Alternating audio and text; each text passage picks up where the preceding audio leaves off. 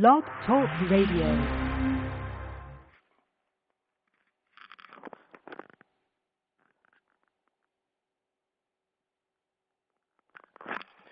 Boa noite, amigos. Estamos aqui começando mais uma emissão do True Outspeak, Sinceridade e Fato.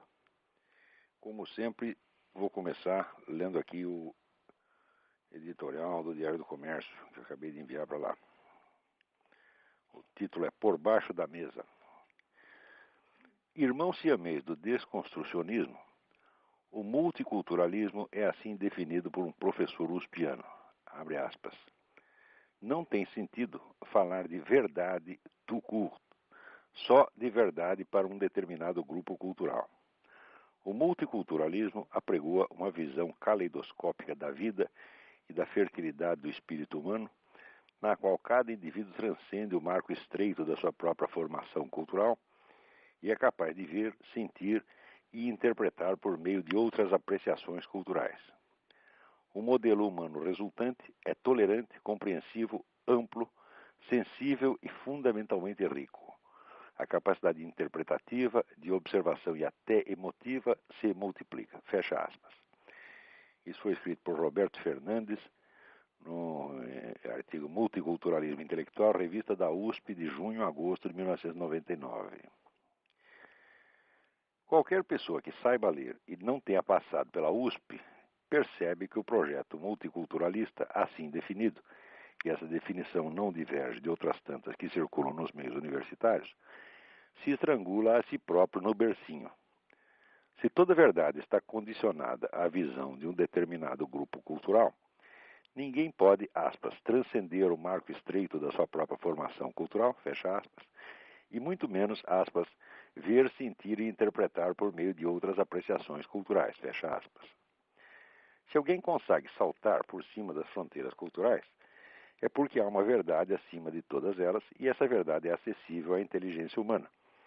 O multiculturalismo consiste, portanto, em fazer na prática aquilo mesmo que na teoria ele proclama ser impossível. É um caso extremo de paralaxe cognitiva, em que o sujeito afirma precisamente o contrário daquilo que o seu próprio ato de afirmar demonstra da maneira mais patente.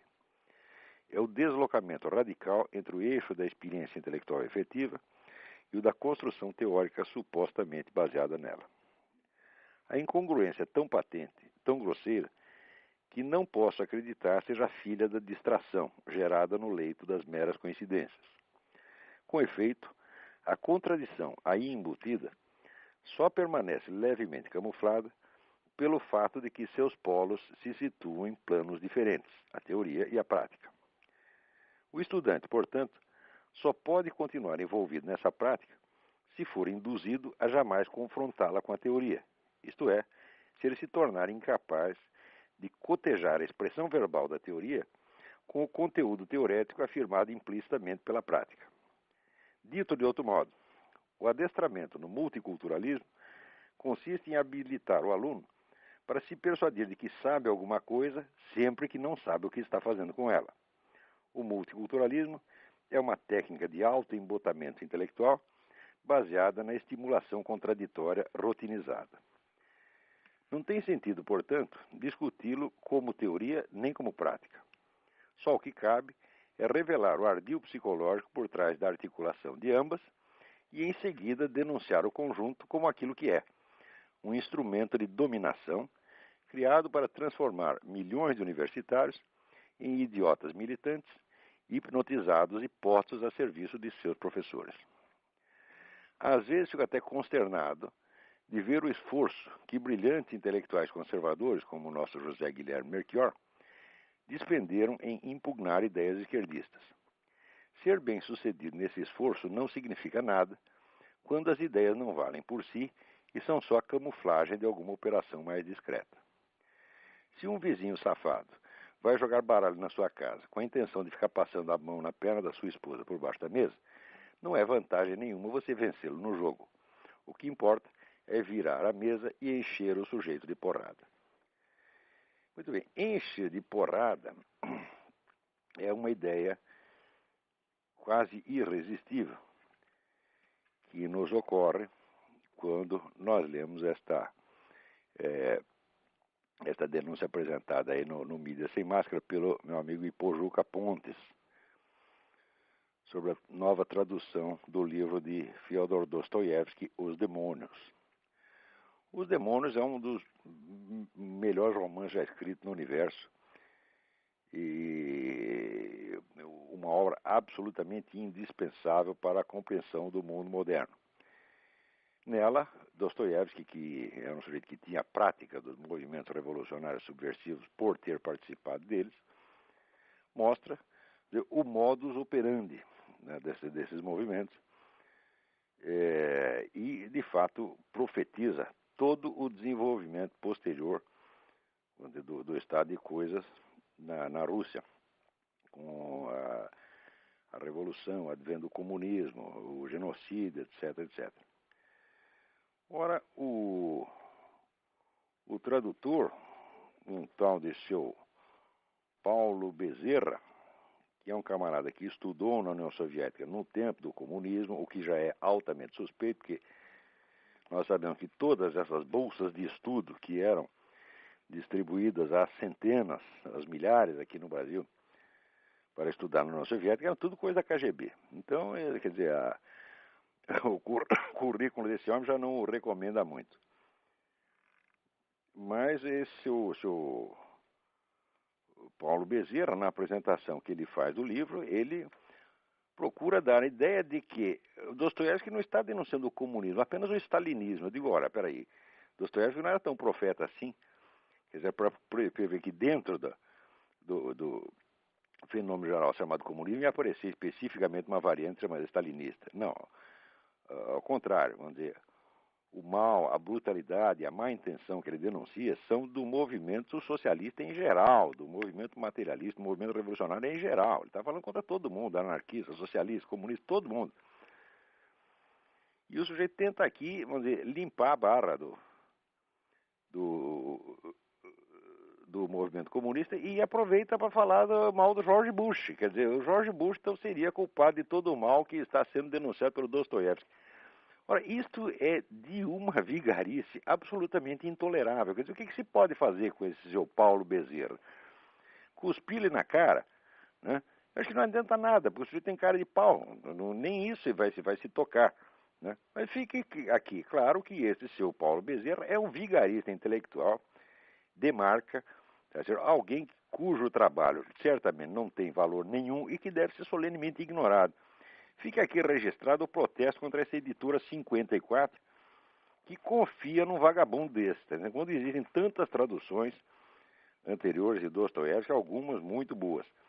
Eu ainda acho que aquela edição da antiga José Olímpio, que tinha uma edição em 10 volumes, ainda é o melhor. E a própria edição Aguilar, embora as introduções não sejam muito adequadas, também é uma edição boa.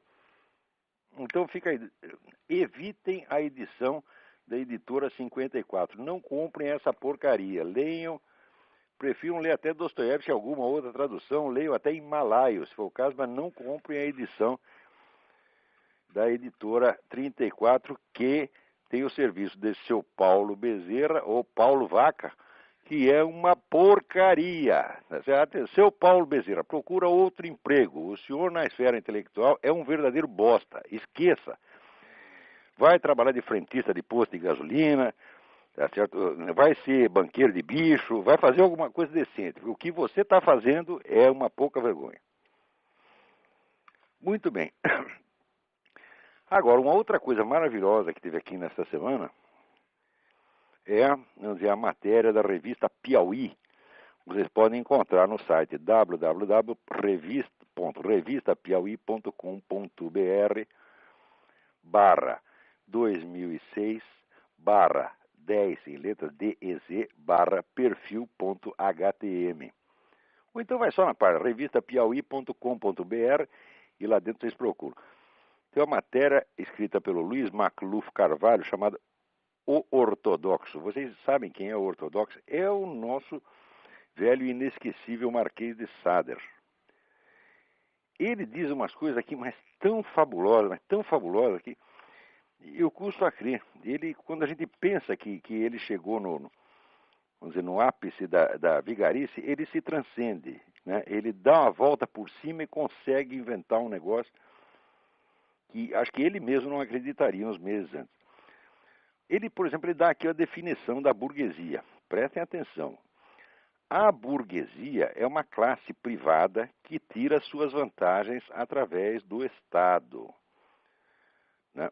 Digo, bom, no Brasil, de fato, acontece isso. A burguesia brasileira, né, ela vive de sugar o Estado. Por isto mesmo, é a burguesia, como dizer, a burguesia progressista, como se chamava o antigo Partido Comunista. Ela sempre está namorando com a esquerda e ajudando esse pessoal da esquerda e paparicando, né, intelectualerdas como o próprio Emir Sader. Agora, esse negócio de ser uma classe privada que tira vantagem através do Estado, o próprio doutor Emir Sader, ele ilustra isso com a sua pessoa de uma maneira extraordinária através dessa enciclopédia contemporânea da América Latina e do Caribe, que ele dirigiu e publicou, que é um volume de 1.348 páginas, com capa dura, papel couché, e custa R$ 190. O livro, como sempre, tem um montão de patrocinadores. Aqui, Petrobras, Eletrobras, BNDES. Estão vendo? A burguesia tirando vantagem através do Estado. E também tem três apoiadores também estatais. Caixa Econômica Federal, Banco do Brasil e Ministério da Cultura. Ora, o Dr. Sader, para fazer essa porcaria, ele ficou recebendo R$ 4 mil por mês durante 2 anos, tá certo? Para fazer o quê? Para convidar os outros e os outros escreverem alguma coisa, escreverem os verbetes, ganhando, sabe quanto cada verbete? Pagar $1.700 por verbete. São 120 colaboradores escrevendo bobagem, cada um ganhando $1.700 para cada verbete. Estão vendo aí? É a burguesia tirando vantagem através do Estado. E o lançamento ocorreu no Hotel Glória, um negócio muito chique, né?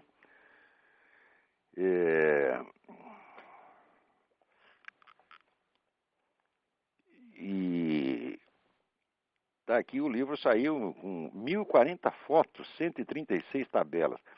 Essa enciclopédia é irmã gêmea daquele famoso Dicionário Crítico do Pensamento da Direita, que também foi obra desse mesmo grupinho, também paga a peso de ouro por essas mesmas entidades estatais, Petrobras, Banco do Brasil, etc, etc, que está aí para alimentar com dinheiro público essa corja de vagabundo, que não entendem absolutamente nada desse assunto. No caso do dicionário, isso ficou demonstrado com evidência. Eu considero esse dicionário um crime. Eu acho que todos os autores e colaboradores dessa porcaria tinham que estar na cadeia, tá certo? Eu já demonstrei que isso foi uma falsificação propositada, quer dizer, um show de ignorância e de má-fé, assim, suficiente para acabar com a carreira desses caras.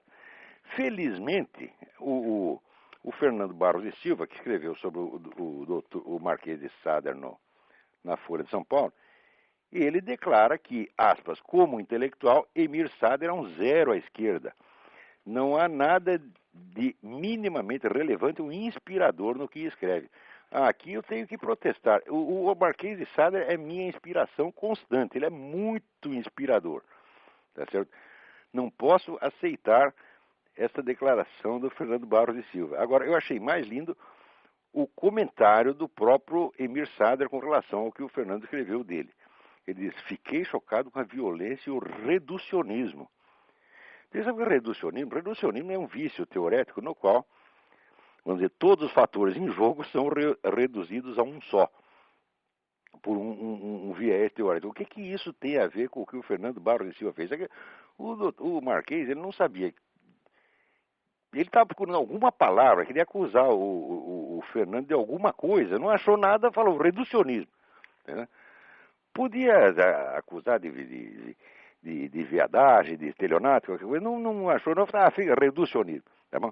Quer dizer, é um xingamento apenas. Mas o debate cultural no Brasil é realmente isto aqui. Né? Para vocês terem ideia de outro sujeito é mais ou menos do mesmo estilo, está aqui o Fernando Moraes dando uma entrevista ao Paulo Henrique Amorim, que está lá no site do Paulo Henrique Amorim, né? E dizendo que as pessoas não gostam do Lula porque o Lula não tem um dedo, não gostam do Chaves porque o Chaves é cafuso. Quer dizer, esse tipo de declaração absolutamente irresponsável, né? Molecagem.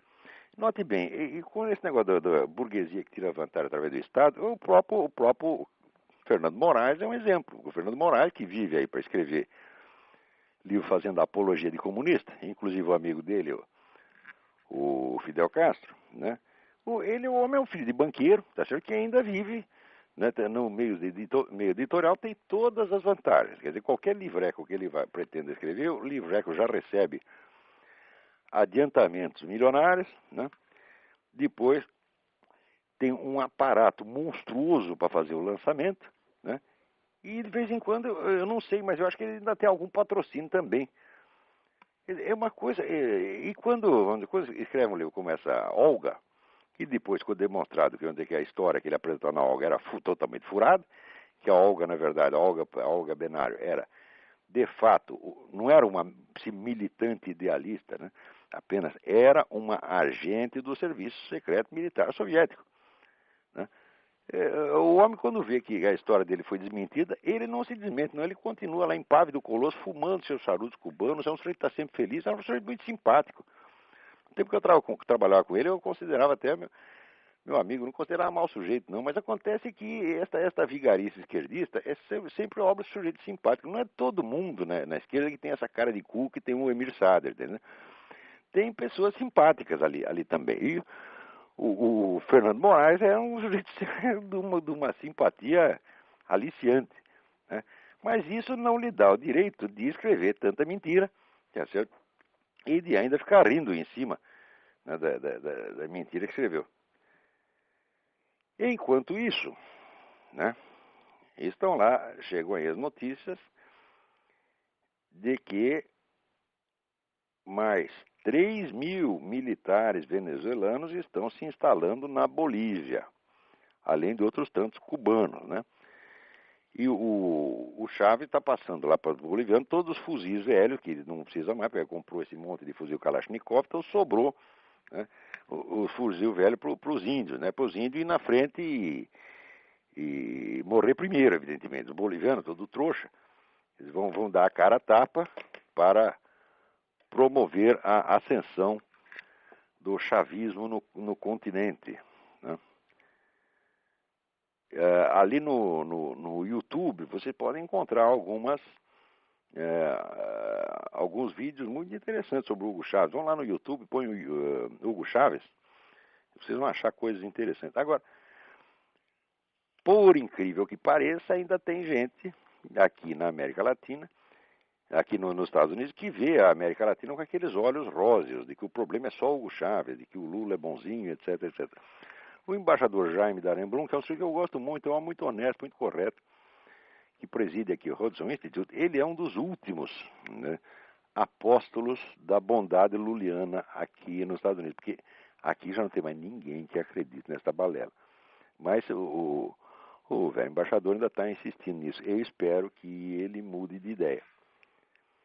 Agora, eu não sei se vocês se lembram, quando houve aquele problema com o Mel Gibson, o filme Paixão de Cristo, teve um monte de associações judaicas que saíram descendo o cacete, ele dizendo que o filme era antissemita, etc, etc. E na época,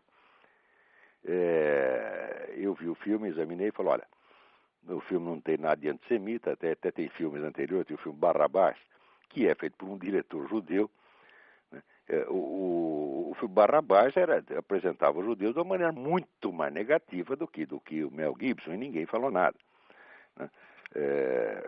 Além disso, não me pareceu que a imagem dos judeus no filme fosse realmente negativa. O próprio Caifás era mostrado como um sujeito fanático, mas um homem honesto, que queria prova das coisas, quer dizer, que agiu de acordo com a sua consciência, não como um sujeito maligno, malicioso, né?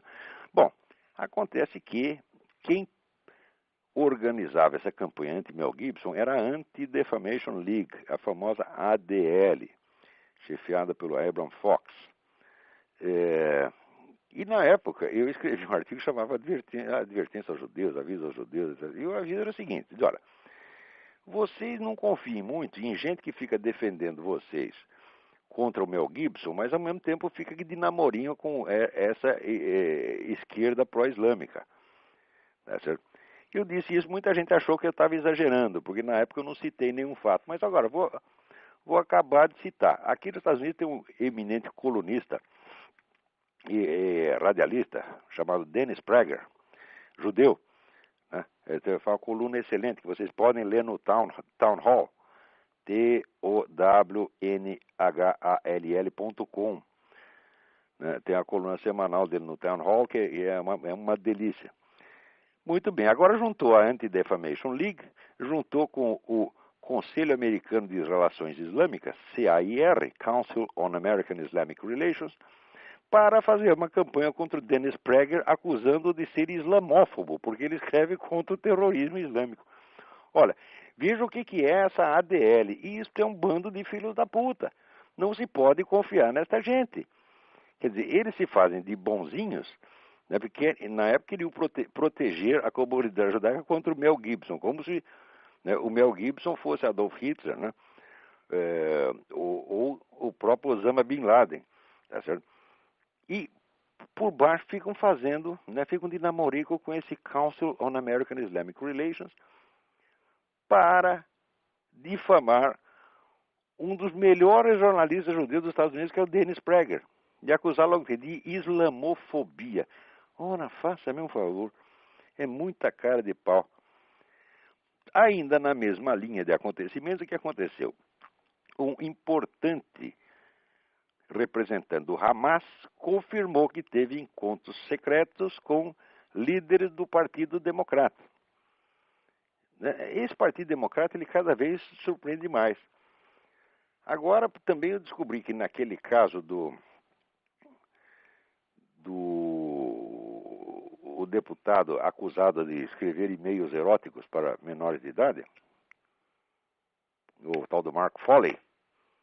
Bom, o Foley está aí que nem aquele negócio dos mamonas assassinos, suruba. Me passaram a mão na bunda e não comi ninguém. Porque ele não comeu ninguém, ele só escreveu uns e-mails para os moleques. Então, os e-mails são indecentes, evidentemente, mas que eu saiba, até hoje ninguém conseguiu comer ninguém por e-mail, né? Quer dizer, o negócio ficou na intenção eletrônica.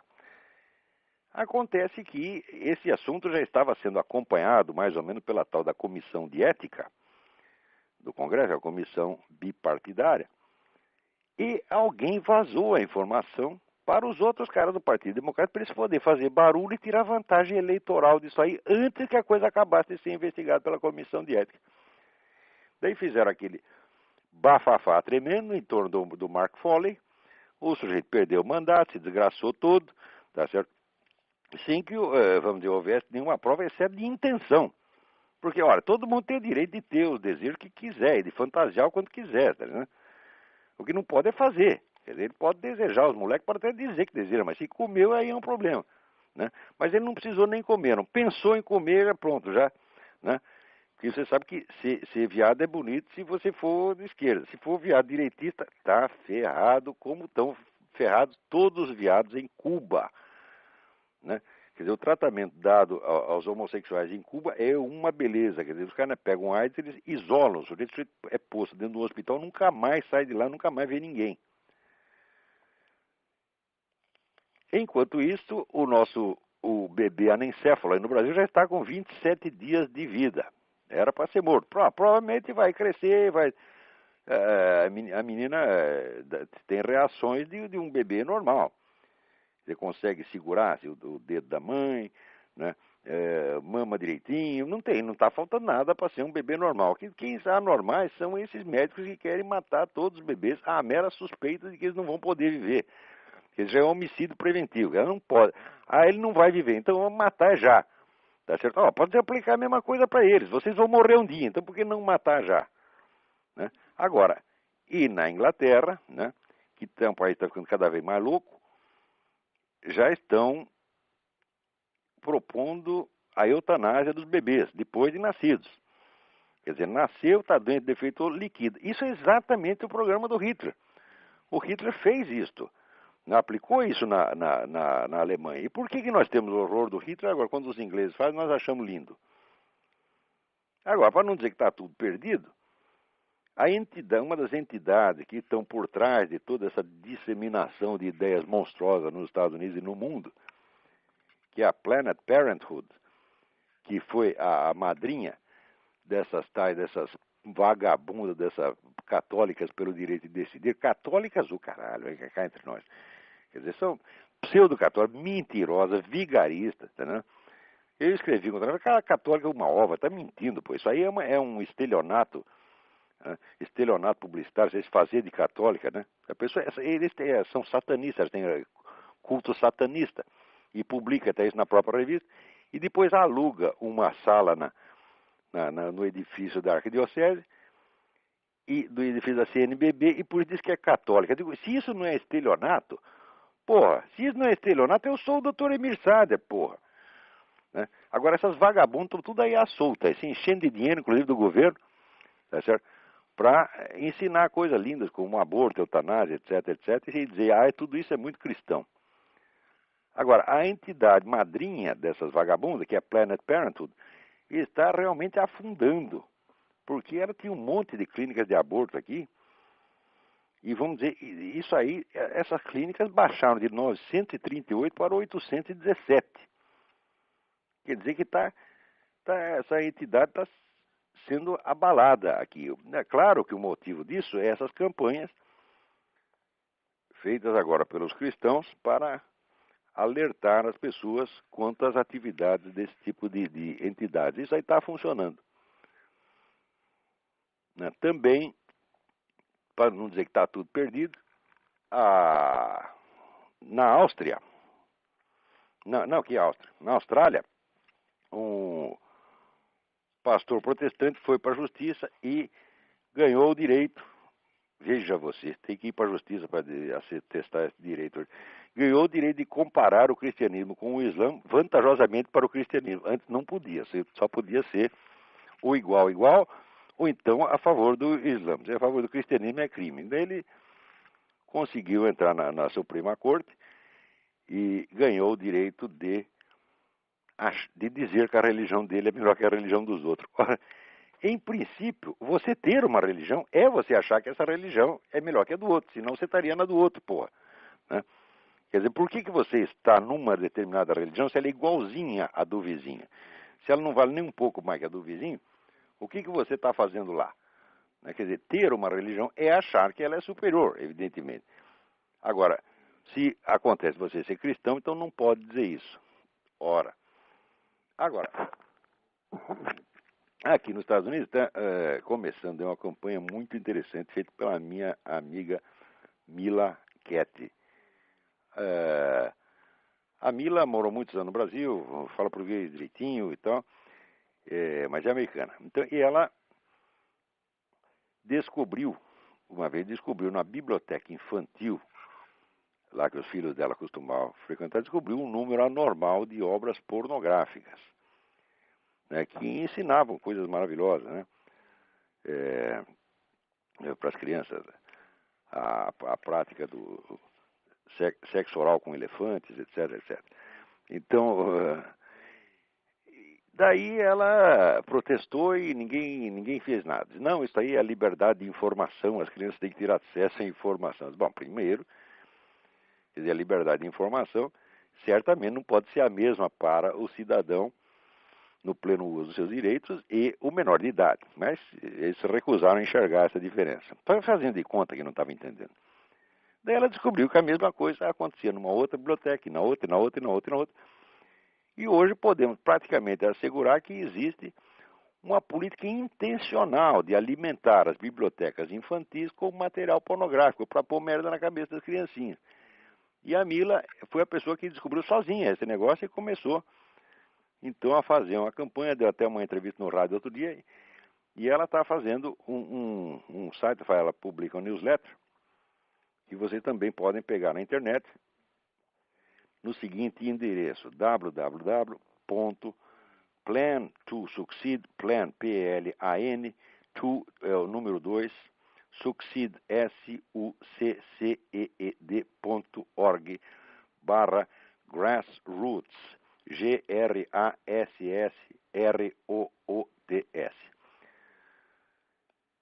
Se tiver alguma dificuldade, ponham simplesmente a expressão, põe no Google a expressão Grassroots American Values.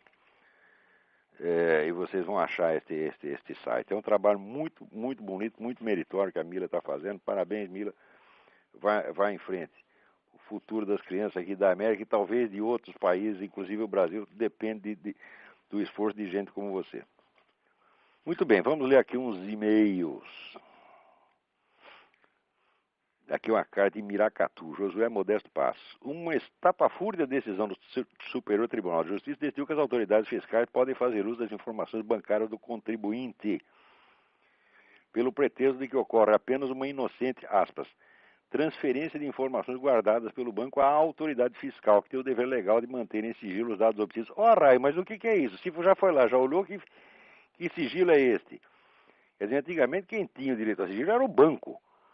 O governo não tinha o direito de entrar lá. Agora, o governo diz, não, eu posso entrar porque eu guardo segredo. Ora, vai lamber sabão. Isso é a prostituição da linguagem. Isso quer dizer que a violação de segredo torna-se o quê? Proteção do segredo. Né? Então, assim, no Brasil já não existe mais sigilo bancário. Para mim, isso aí não me afeta pessoalmente, porque o dinheiro que eu tenho no banco é absolutamente ridículo. Pode ser. A única coisa que eu tenho vergonha de mostrar. Né?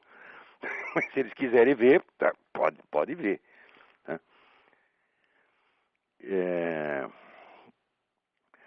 Outra aqui, Alfredo Andreasa. Ele quer mais alguma dica de livro a respeito da educação liberal. Ok, Alfredo, procure na internet os livros do padre James Schall, Schall. Eu acho que a pessoa mais lúcida, um dos autores mais criativos nessa área de educação liberal hoje. Não deixe de ler os livros dele e daí você vai pegar alguma muito boas indicações de leitura. Tem um livro dele que chama-se Another Sort of Learning, quer dizer, um outro tipo de estudo, de escolaridade, de aprendizado. Não perca esse livro. E os outros do padre James Schall também. Vamos lá.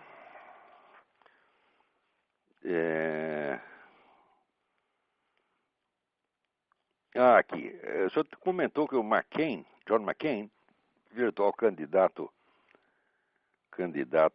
republicano à presidência, é um Rhino. Rhino quer dizer Republican in name only. Eu gostaria de saber, por exemplo, se o ex-prefeito de Nova York, Rudy Giuliani, também o é, ou se ele gosta da confiança dos conservadores. Ora, no momento, nenhum dos candidatos que apareceram por aí são da confiança do movimento conservador. O McCain, todo mundo, você fala para o McCain, qualquer conservador, todo mundo diz que ele é maluco, ele é louco, entendeu? Você não se sabe o que pode esperar do McCain. Quanto ao Giuliani, o Giuliani em muitas coisas, ele é mais liberal, mais esquerdista do que esse pessoal do Partido Democrata. O que é possível é que apareça aí uma candidatura do Newt Gingrich, que foi presidente da Câmara, né, e Speaker of the House. Speaker of the House é o sujeito que fala pela Câmara toda, né? É um cargo de enorme importância psicológica aqui, porque é o sujeito que personifica a Câmara dos Deputados. O Gingrich foi um grande líder, não, e era um dos caras mais odiados pela esquerda, justamente por isso, por ser um sujeito de um talento extraordinário. Acabou de escrever um livro, né, mostrando as marcas profundas do cristianismo na origem do Estado americano. E está surgindo um zum agora de que talvez ele seja um candidato. Né? Tem outros candidatos possíveis, são o Bloomberg, né? Mas o Bloomberg é meio picaretão. E o governador Romney, que é um bom sujeito, mas tem esse negócio de ser mormon, né? Todo mundo acha que mormon é maluco, né? Porque o sujeito ter uma esposa já é loucura, ter 4, 5, 6, 15, ele é do doido. Então, ninguém quer saber do Romney, todo mundo gosta dele. Mas votar, não. Muito bem, vamos ver outra carta aqui. Essa aqui é muito interessante. Do mesmo Josué. Eu deveria ter sido aluno do Dalmo Dallar em 1994, quando ele estava no primeiro ano da Faculdade de Direito da Universidade de São Paulo. Mas se a memória não me trai, ele compareceu 3 ou 4 vezes durante os 2 semestres de Teoria Geral do Estado e deixou a cadeira nas mãos de um auxiliar que só sabia falar da mudança do paradigma epistemológico da teoria do Estado. Numa das poucas vezes que compareceu, Dallar falou a nós, calouros, que não tinham nenhum conhecimento do processo penal, que Orestes Quercia tinha sido absolvido de várias acusações criminais porque o Ministério Público, em vários casos, tinha descrito certos fatos na denúncia, mas havia dado capitulação errada ao que descreve. Quer dizer, errou no botar os números dos capítulos. Trocou, quer dizer, denuncia um crime e pede condenação por outra. Né? Foi somente no 4º ano do curso de Direito que pude descobrir que a capitulação dada pelo Ministério Público na denúncia é irrelevante. Importa apenas que os fatos sejam corretamente narrados. Mas é evidente, porque o juiz não é obrigado, né, a condenar o réu por aquele preciso crime que está denunciado. Eu mesmo fui testemunha no processo, onde o sujeito tinha batido na mulher, o cara bateu tanto que 6 meses depois, quando teve a primeira audiência, a mulher ainda está de cara amassada. E ela fez uma queixa de agressão e o juiz trocou para tentativa de homicídio, o que, aliás, era óbvio. Quer dizer, a denúncia não tem nada necessariamente a ver com quer dizer, a sentença não está vinculada à definição do crime dado na denúncia. Existe nem isso o Dallar sabe. Eu acho que esse Dallar não sabe é coisíssima nenhuma. Esse é um picaretão. Vamos lá.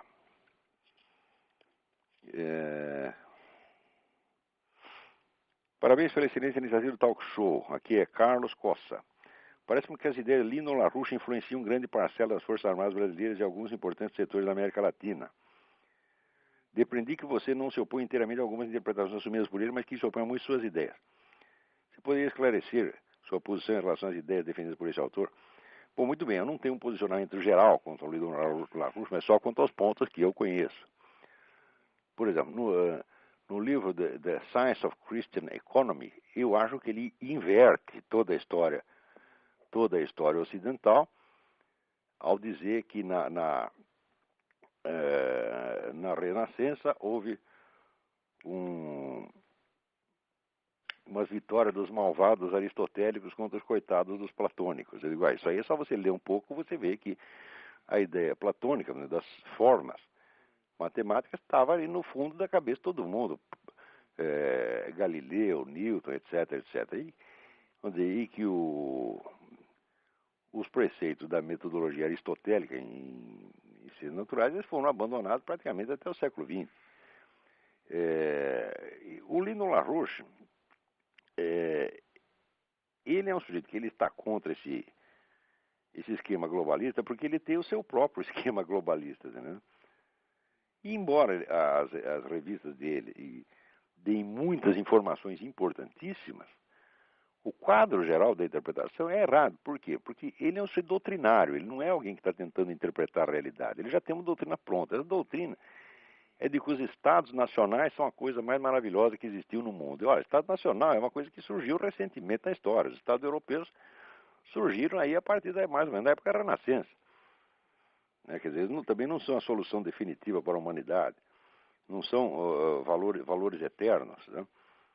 E ele é a favor do Estado Nacional porque ele é um discípulo do economista alemão Liszt, que é a favor, vamos dizer, do Estado fechado, protecionismo, etc, etc. Isso é tudo uma série de ideias um pouco rígidas e fora lugar, né?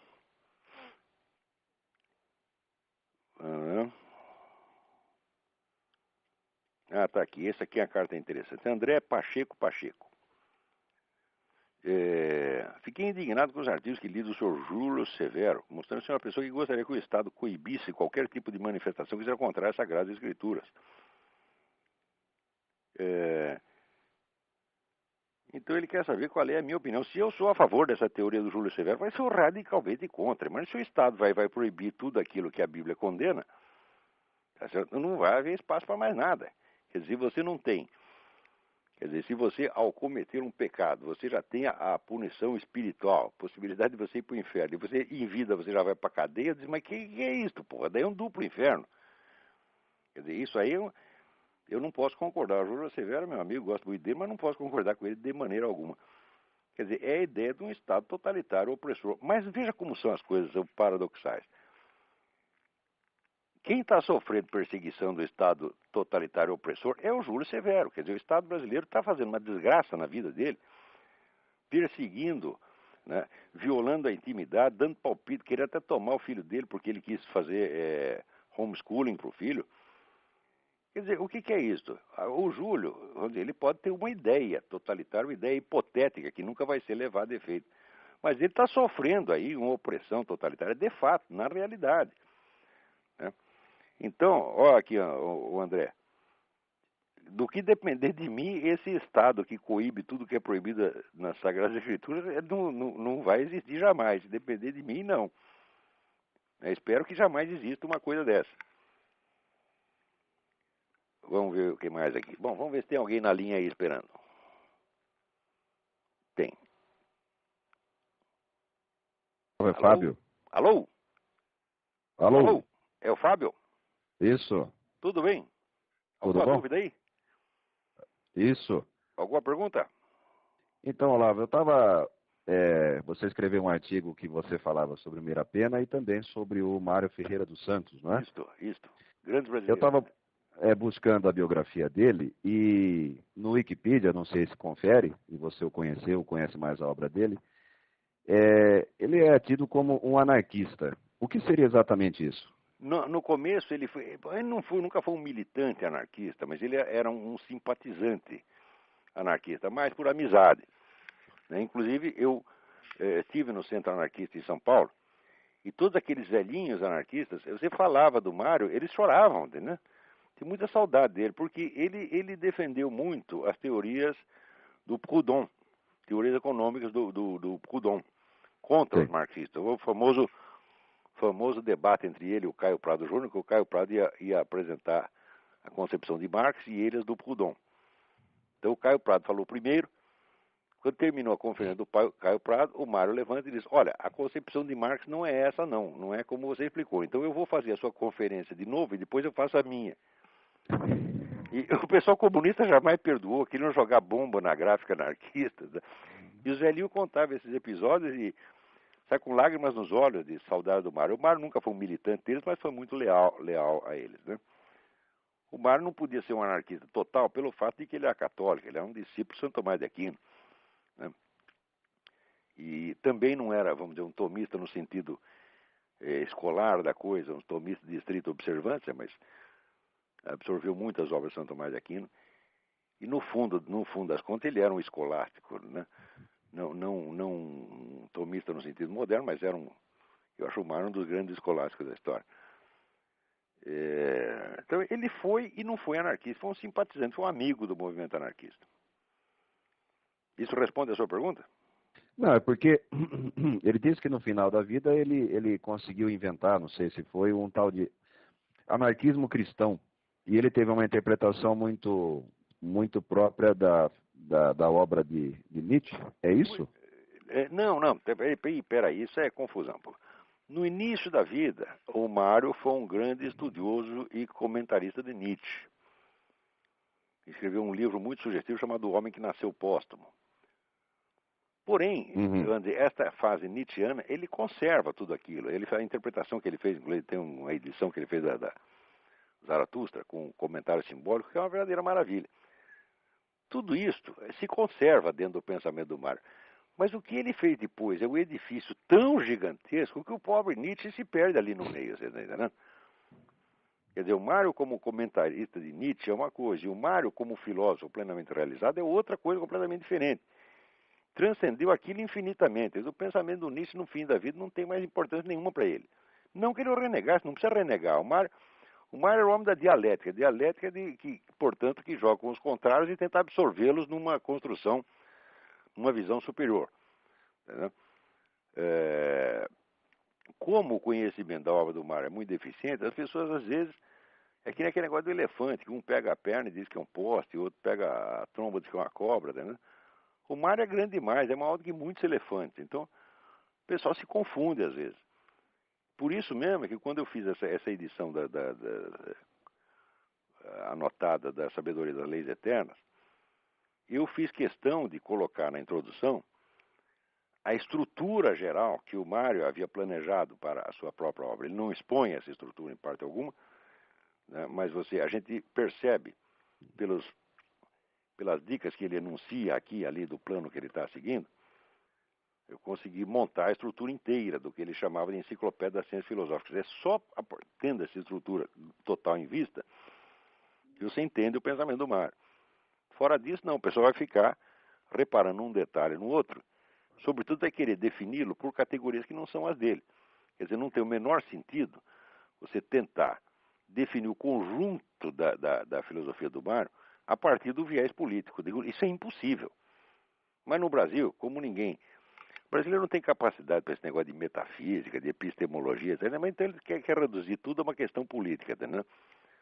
Então olha por esse prisma e quer explicar tudo por isso aí. Assim não dá para fazer. O Mário é um filósofo, vamos dizer, um filósofo original só pode ser entendido dentro dos seus próprios termos. Quer dizer, com a hierarquia temática que ele propõe. Agora, querer catalogar politicamente de maneira prévia, isso aí é coisa de gente que é idosa, tá entendendo? Não sei se isso te explica. Isso explica, porque tem muita coisa interessante dele. Elementos anarquistas coexistindo com elementos cristãos não quer dizer que ele fez um anarquismo cristão, você tá entendendo? Quer dizer, a filosofia do Mário é uma coisa gigantesca, como a obra de Aristóteles. Você tem todas as dimensões ali. Ali dentro cabe tudo. Tá certo? Mesmo porque a pretensão do Mário era fazer o que ele chamava de mateses. Mateses é o conjunto, vamos dizer, das teses afirmadas pela totalidade da filosofia ao longo de todo o seu desenvolvimento. Ele achava que era possível expressar isso, expressar num discurso unificado. Isso aí, de maneira que a filosofia do Mário Ferreira não fosse propriamente a filosofia do Mário Ferreira, mas uma espécie de unidade transcendente das filosofias. Num projeto desta abrangência, você querer classificar como anarquismo cristão, então é besteira. É besteira. Não se define a filosofia de um grande filósofo pela filosofia de um outro, e muito menos pela filosofia de alguém pequenininho, tá entendendo? Isso não se faz. Isso vamos dizer, é simples erro de interpretação. Por certo. Preguiça de apreender o conjunto. Tem um outro... Oi? Tem um outro aspecto da obra dele que ele fala sobre... tem mais gente na fila. Então vamos lá, eu vou desconectar aqui. Então pode ficar a sua pergunta para a próxima? Tranquilo. Fica na mão aí, fica na linha aí que se eu acabar a outra pergunta tiver tempo, nós voltamos aí. Beleza. Alô? Alô? Quem está na linha? Alô? Está horrível essa ligação, está muito barulho. Diga. Eu não sei, estou aqui pesado, deve ter algum problema. Bom, eu gostaria de parabenizar pelo iniciativa. Uma palavra que você diz, muito barulho. Tenta a conexão de novo, está muito ruim. Vou voltar lá com o Fábio. Alô, Fábio? Alô? Muito bem, a ligação estava muito ruim, eu não sei por que isso acontece. Enquanto isso, vou respondendo aqui um outro e-mail. Alguém me pergunta, por que sujeitos esquerdistas encaram o comunismo como algo diferente do socialismo? Encaram como diferente do socialismo porque são ou ignorantes ou sem vergonha. Porque comunismo é apenas o nome do estágio final do socialismo. O comunismo nunca existiu, só o que existiu na variedade de socialismo. Socialismo soviético, socialismo social-democrático sueco, socialismo fabiano, etc, etc. Só existiu o socialismo. A gente usa comunismo assim até por um exagero, entendeu? Agora, os caras querem dizer que assim, querem dar a ideia de que comunismo é uma coisa ruim e socialismo é bom. Eu digo, mas isso é uma maravilha. Isso aí é a mesma coisa que dizer que Beelzebub é melhor que Satanás. É exatamente a mesma coisa. Inclusive, na sua versão mais adocicada, que é a social-democracia europeia, outro dia eu estava comentando aqui aquela descoberta do escritor Vladimir Bukovsky de que a KGB financiava todos os jornais, os principais jornais social-democratas da Europa, durante a década de 70. Então, agora, o sujeito quer se prevalecer de uma diferença de palavra para dizer que uma coisa é malvada e a outra é boazinha, isso aí é fraude.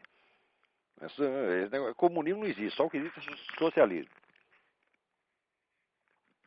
Outro dia, inclusive, o José Justo de Tavares escreveu uma coisa dizendo o seguinte: olha, eu fui social-democrata minha vida inteira, mas estou acabando de descobrir que isso só serve de instrumento para o comunismo. Eu digo, descobriu a pólvora. Muito bem. E eu acho que hoje não dá mais tempo de fazer nada. O negócio aqui tem um monte de e-mails, mas já esgotou. Vamos ver se tem mais alguém na linha aí. Vamos ver. Alô? Alô, quem está na linha aí? Oh. Alô? Olavo, sou eu mesmo que novo? continuei na linha. Então, vamos ver, você tem outra pergunta. Então, eu queria que, se possível, você explicasse melhor o que é, na visão do Mário Ferreira dos Santos, a invasão vertical. E se isso tem a ver com a rebelião das massas do Ortega Gasset. É exatamente o mesmo processo. Só que ele usou, vamos dizer, uma expressão que tinha sido criada pelo Walter Rathenau. Walter Rathenau era ministro da Economia da Alemanha que foi assassinado por um anarquista. Quer dizer, ele sentiu invasão vertical dos bárbaros exatamente, como é que dizer, ele sentou em cima dela, por assim dizer, né? Mas o processo é mais ou menos o mesmo, quer dizer, é um processo de barbarização. Existem vários livros importantes sobre isso já no começo do século. Você tem o do Ortega Gasset, A Rebelião das Massas, é sobre isso. Você tem o livro do Julian Benda, da Trahison de Klerk. Você tem o livro do Jan Huizinga, o grande historiador holandês, o livro que se chama Nas Sombras do Amanhã, existe uma tradução portuguesa. Você tem o próprio livro do René Guénon, A Crise do Mundo Moderno, também sobre um processo, o mesmo processo, só que visto de outra maneira. Mas esta ideia, vamos dizer, de uma barbarização do Ocidente, que hoje está diante da nossa cara, a hora que você vê que um tipo como Emir Sader é aceito como intelectual, falam, aí acabou. Na hora que você vê o sujeito escrevendo que Dostoiévski é anti-Bush, acabou, quer dizer, nós estamos em plena barbárie, evidentemente. Né? Quer dizer, o sujeito vai usar até, vamos dizer, as maiores criações culturais da humanidade, vai distorcer completamente para fazer daquilo um instrumento de uma propaganda política vulgar. Quer dizer, quando chega aí, você vê que a ideia de cultura superior, por exemplo, no Brasil não tem mais cultura superior. O Brasil chegou a ter um rudimento de cultura superior que foi absolutamente esmagado a partir da década de 80, tá certo? E substituído por essa propaganda comunista grosseira. Então, eram coisas que esse pessoal todo dizia que ia acontecer, que na época parecia exagerado. Você vê que a rebelião das massas, quando você lê hoje, parece até adocicada perto do que a gente vê que está acontecendo.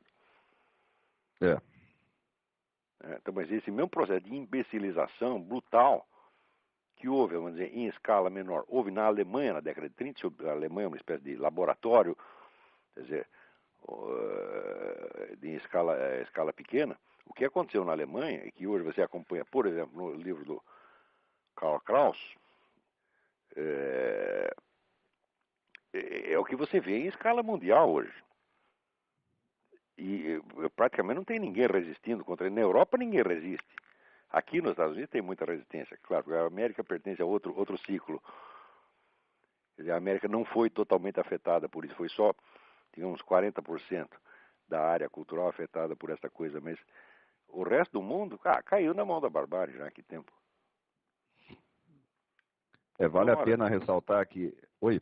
Diga. Não, é só ressaltar esse Paulo Bezerra, ele é o tradutor de praticamente todas as obras do Dostoiévski aqui no Brasil. Da eu editora consultei 54? Agora na 34, né? 34, 54, 74? Então, tanto faz, né? Sei lá o que é. E... Olha, se a editora tiver número, for 54, o número terminar em 4, não compre. Procure a antiga edição da José Olímpio, que é muito boa. Aham. e que em sebo você vai encontrar muito barato. Ótimo. Né? Então, acabou o nosso tempo, estamos aqui encerrando o programa. No dia 25 nós vamos ter o programa normalmente às 8 horas. Né? Aí vocês já terão terminado o seu almoço de Natal. À noite estarão prontos para ouvir as más notícias. Tá bom? Então, até a semana que vem. Muito obrigado a todos.